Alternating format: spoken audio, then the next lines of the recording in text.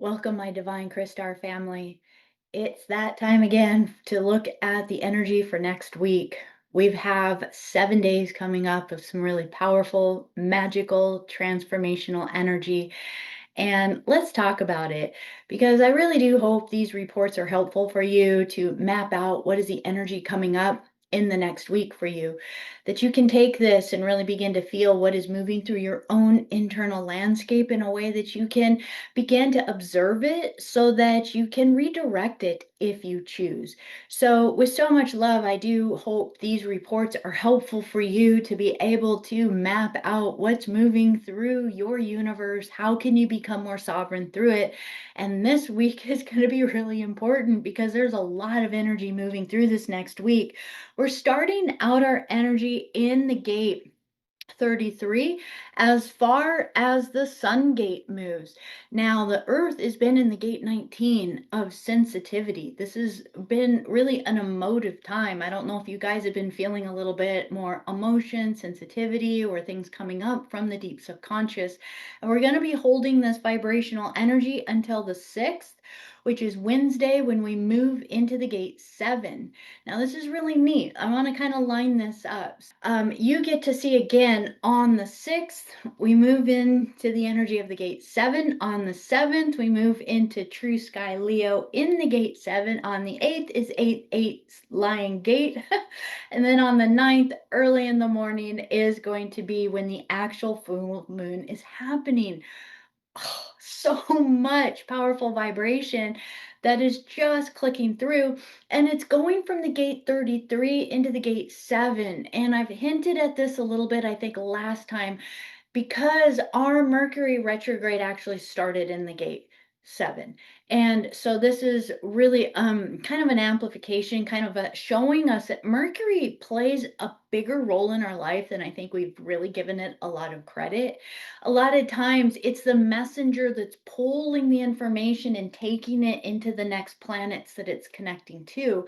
And when it's in retrograde, it gives us that opportunity to review or to reset some of the energy within our life. And for us, the gate 7 is about how are you stepping forward as an ambassador, a leader, someone that is being a flame holder or a pillar as the Christed mission for the rest of the world. How are you stepping forward as this leadership role that you came here to be as your own authentic self? Are you being a leader or are you being a follower? And if you are being a leader, how or what kind of leader are you being? This is the neat energy we can play with within here. So just know, I just thought that was really fun. I wanted to put that in a sequential energy for you. I want to talk about some of these retrogrades really quick that we're in the middle of still. And then I'm going to go into the graphs so that we can look at these a little bit more on a visual platform. Now, the retrogrades that we're experiencing, knowing that we're still Pluto retrograde in the gate 41, we have Neptune and Saturn all week. These are the main planets that are remaining conjunct with each other. We've talked about these two conjunct planets for weeks and weeks and weeks because they are such outer planets in how they move. They're going to remain conjunct and in the same gate with each other for quite a while, which is the gate 25. And then we've had Mercury now being able to kind of come into this retrograde mix, bringing it a little bit more real, a little bit more personal, a little bit closer into our consciousness and awareness. And as we're looking at it, it did again start in the gate 7. It's now this next week going to be retrograde moving through the gate 31, which is really quite profound because it creates part of that leadership channel. So it is still within a leadership vibration within there. How are we a supporting leader within creation? And then the other retrograde that has been influencing us right now is Chiron. It's in the gate 3 right now in the first line. This is really about mutation, transformation. This is about shifting and changing upon the planet. I want to just kind of lay that out. These are the major retrogrades that we're seeing right now. So how are we going to play these out as they play maybe with some of the asteroids or other transiting energies in the chart? How are they playing out within your life? And we're going to see this also through the vibration of the moon, just knowing that the moon is going to be moving through some pretty intense gates because it's going through the gate 9 all the way to the gate 30. So in this lunar cycle of this week, which is also going to be in a full moon energy, it is going to be having a conjunction with the galactic center a little bit before that full moon. So I do hope that you get to take all of this, and let's just start to feel the vibration of all of this movement while we move into some of the graphs and charts to look at the rest of this report. So now let's kind of look at a visual here. This is actually for today, Saturday the 2nd, as I'm doing this report.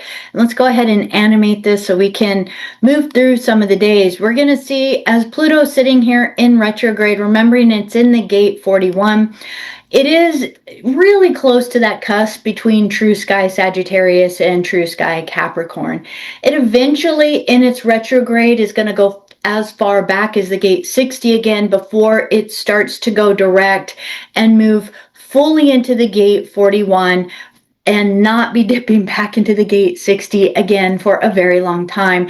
I want to just remind you guys of that. I know I repeat it a lot every report, but it's really kind of a big deal because the gate 60 played such a major role in the landscape of Earth.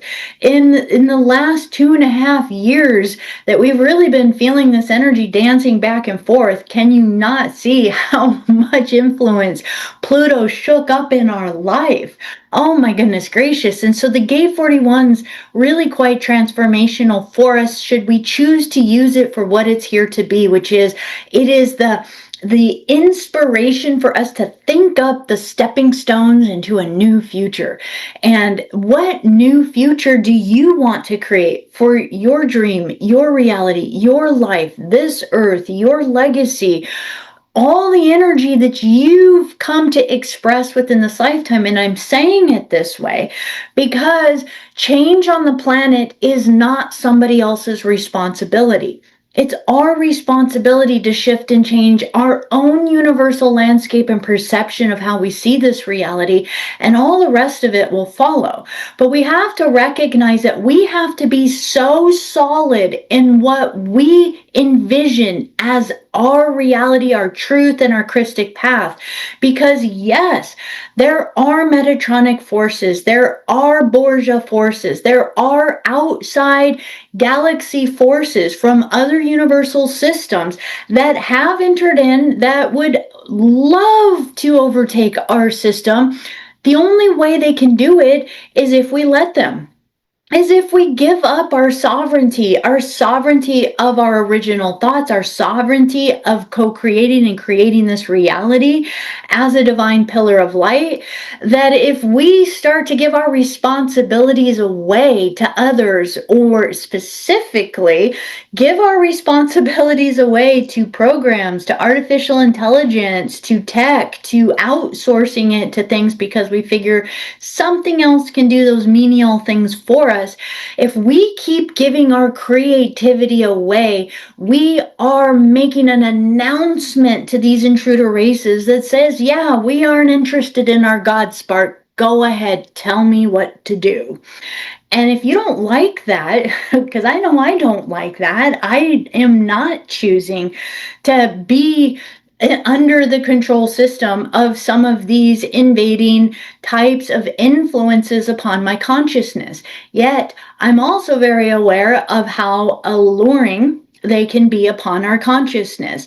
For anyone that's ever gone through a Netflix binge on some television series at some point in your life, you can know that it's really easy to have your focus pulled into an artificial stream where you just literally feel yourself checking out from reality for a while. And in that time, while you're not being the creator of your reality, something else is stepping in and creating it for us. And one of the things that I really want to bring forward is for us to recognize we've all done it. All of us have played in all of the illusions of this reality.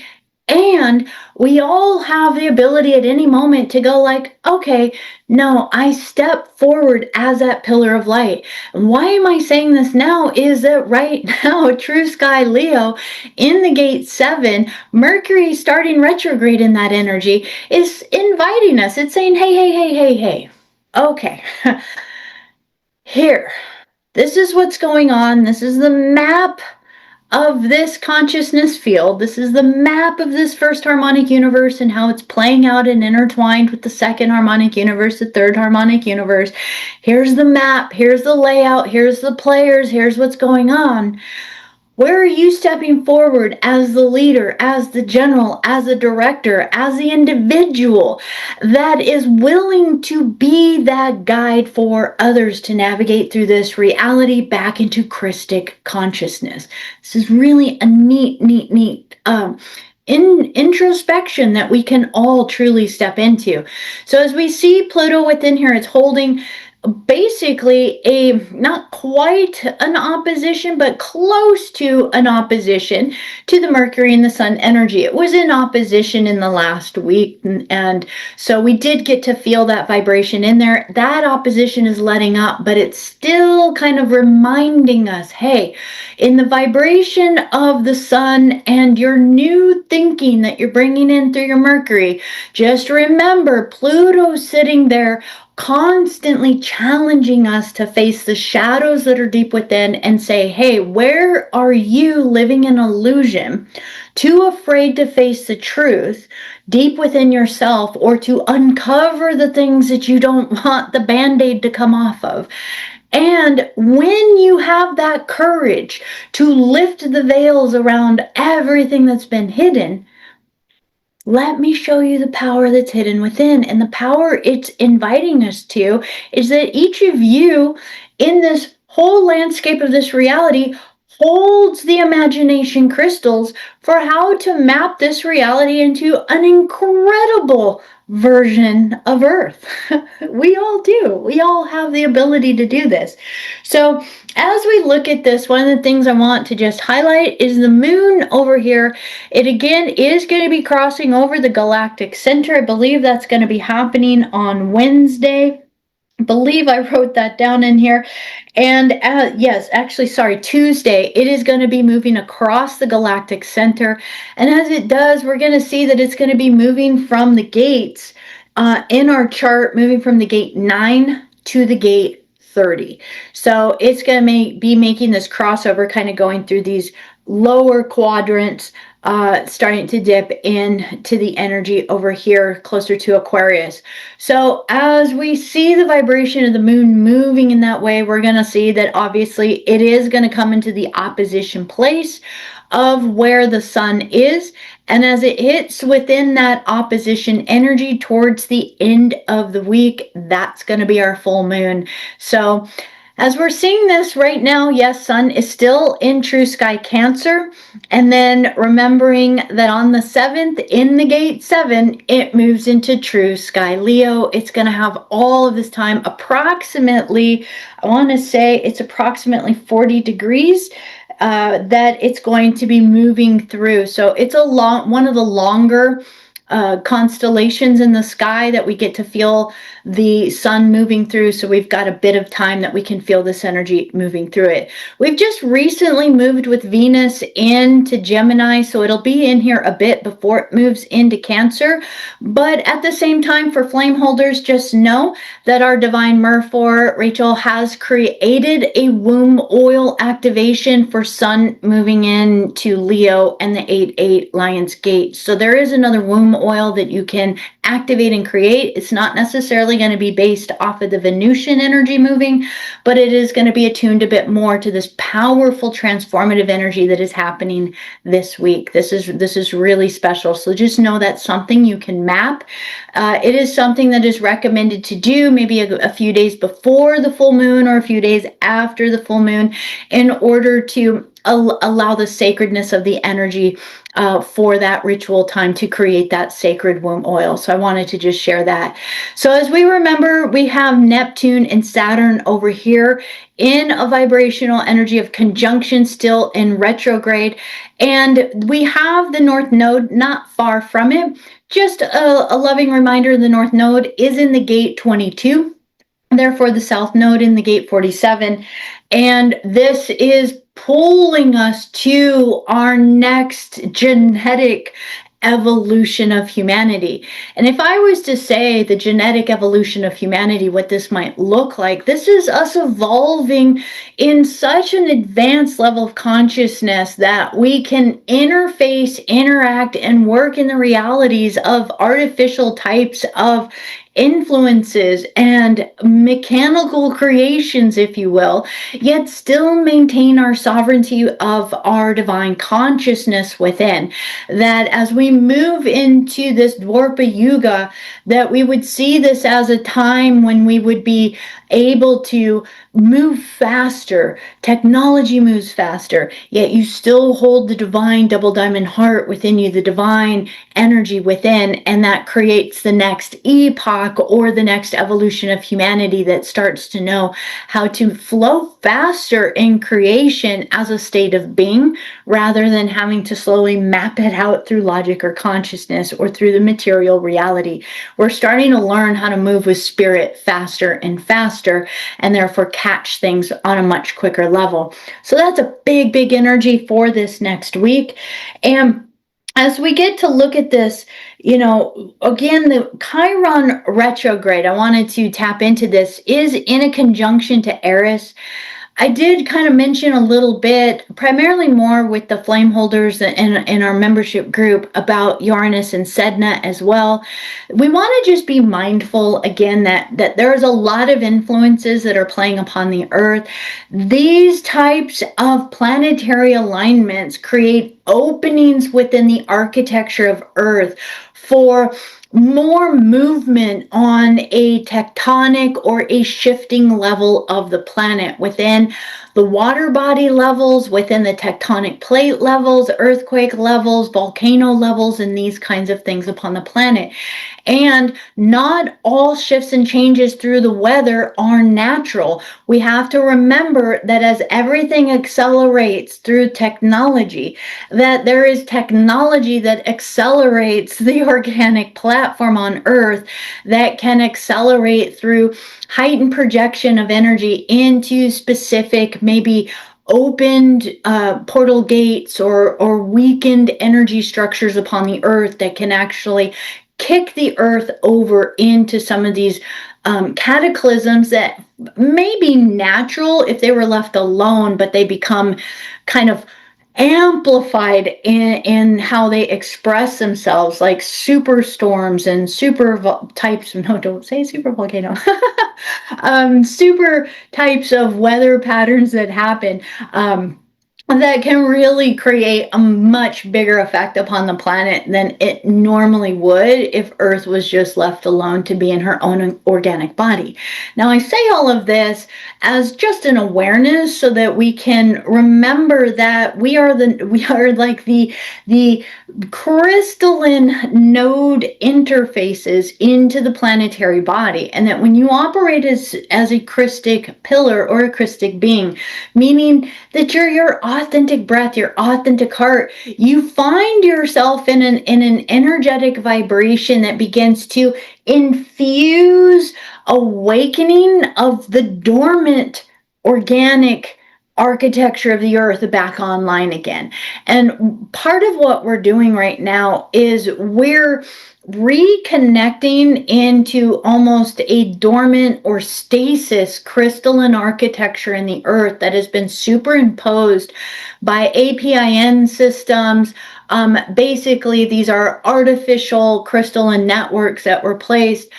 Some of them were done through Christic intention. Most of them were hijacked to create what we would call frequency fences, or think of a frequency fence a bit more like a consciousness fence that primarily targets us in our subconscious, the astral realm, our dream realms, and lulls us and sedates us into a state of just being in the flow of what is happening here without really thinking about anything else, where we might go into just watching a Netflix series on binge, where it's just like, hey, I'm just gonna just chill for the next 3 days and do this and not think about anything else, or the next 8 hours and just do this. These are part of how these artificial kind of consciousness structures infiltrate into our consciousness field. When we think about a lot of the weaponry and the tech and the influence that might come from off planetary, most of it isn't happening in a way that's just an outward robotic thing that's trying to control you.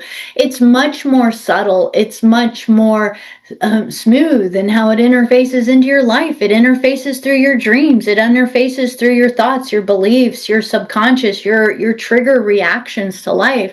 And it kind of comes in and lures itself as if it's your own thought or your own way of being. And then you find yourself just kind of moving along and following whatever these little impulses bring. And you might realize a whole week's gone by and, oh yeah, I forgot I wanted to do that, or I wanted to think about that, or oh yeah, I wanted to make time for that. But you realize life pulls you in another direction and off you go, just kind of following that trail.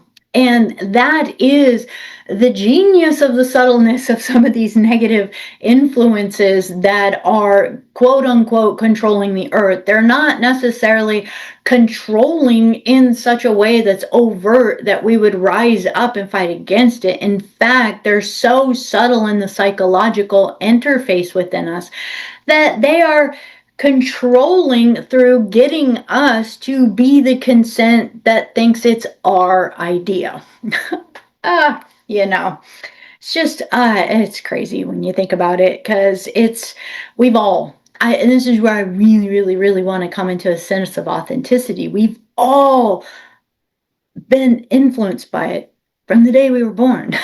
We've all been influenced by it. There's not a single human on planet Earth that hasn't been touched by it. And even those that come in at what we might think of as higher levels of awakened consciousness, what you might think of as maybe a higher level avatar type of being, they're still dealing with the Maya. They can't come in and not be influenced or still have to interact with the Maya.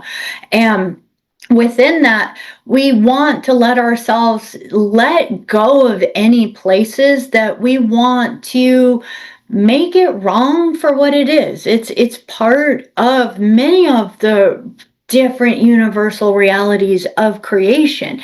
It doesn't make it that that's what we want to play in or work with. It just makes it for us to say, hey, if I don't like it, I'm the creator.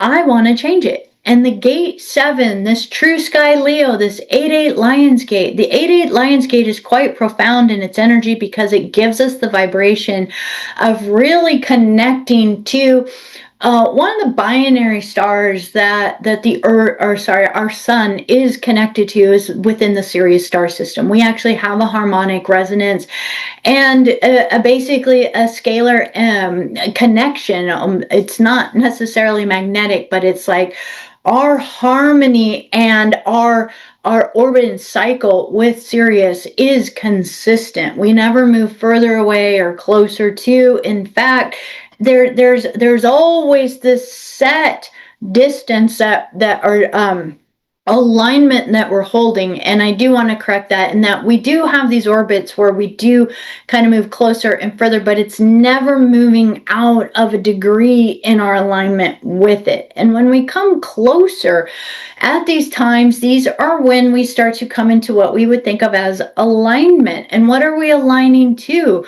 We could think of it as aligning to truly your spiritualized path, your higher levels of mind and consciousness. Who are you here to be within this incarnation? Where have you played the role of human and playing within the Maya in this reality? And where do you want to step back into being something more of an ambassador, part of your council, sitting with your council, not petitioning to a council, not petitioning to guides or helpers or angels, not petitioning outside of yourself, but really sitting there as an equal back at the table, being a co-creator of reality. And that's the big gift that we can be. So as we look at this, let's just kind of move this through.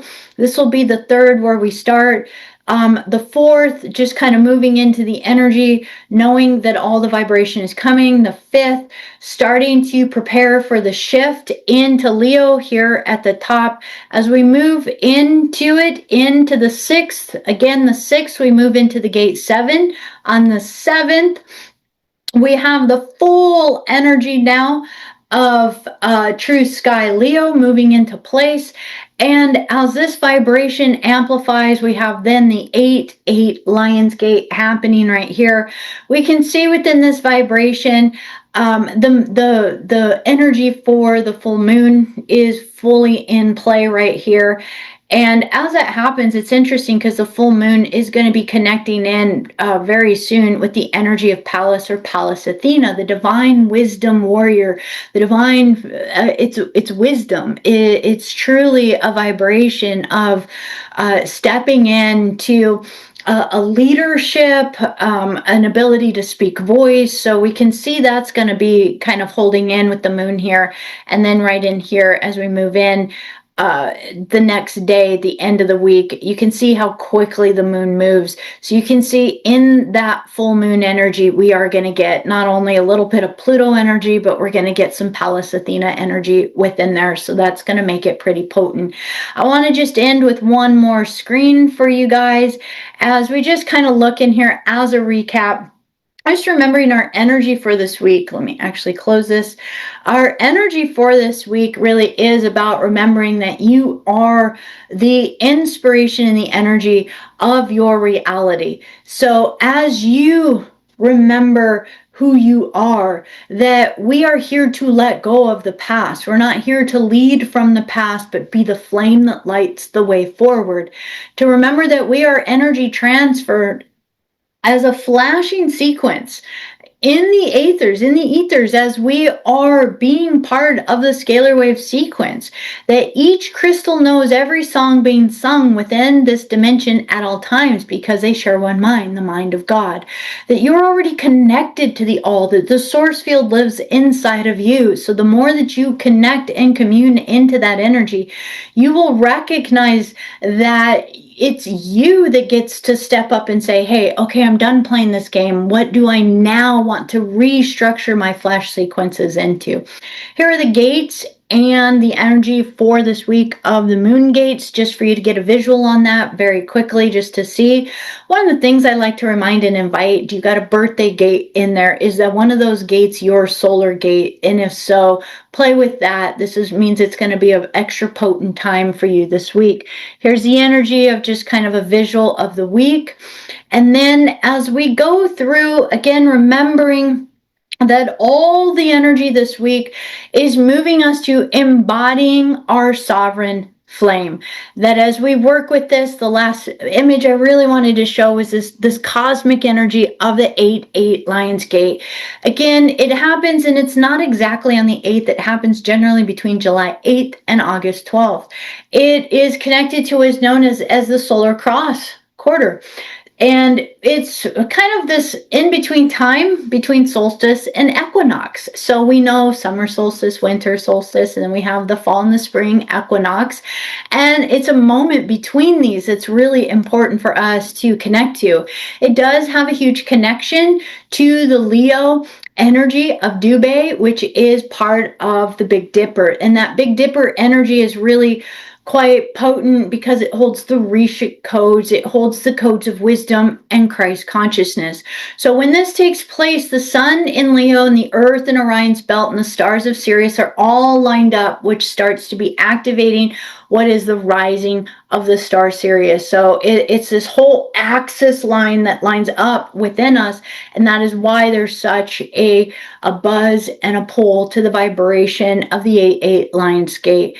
So I hope you find this vibrational energy helpful for you as you move through this next week. There is a lot for you to contemplate, to play with, to work with, that you are here to harness your divine consciousness to be the leader, that even if there is a lot of chaos on the map in front of you, that you know how to strategize and move through this reality based on your eternal flame, your original breath, your consciousness. If you feel inspired by any of these conversations or the things that I talk about, I would love to invite you to the Flameholders membership group. In fact, I've created new platforms. So if there's a desire to be a part of it, but maybe not all the way at the Flameholders membership level, just know I have just created something called the Soul Base Life group. So there's multiple different ways that you can join in, be a part of these deeper conversations. There's live Zooms that happen monthly for Q&A, as well as 2 Zooms a week on a regular basis for members of the Flameholders group and above. And within this, that there is just a massive support of material and one of the most amazing communities. I really have so much love for every single flame holder and temple holder in the network, because this isn't a community or group where people join in but don't chat with each other. There's actually a very active, loving, and very omnipresent group that we are building, co-creating, and harmonizing on the planet. So with that, I want to just say so much love to each and every one of you that are sharing the energies of these rays in the most Christic way. If you are looking to have an inspiration with the larger community, please check that out. And in the end, I just really hope these reports are helpful for you in mapping out the energy of your next week. I'll see you at our next report.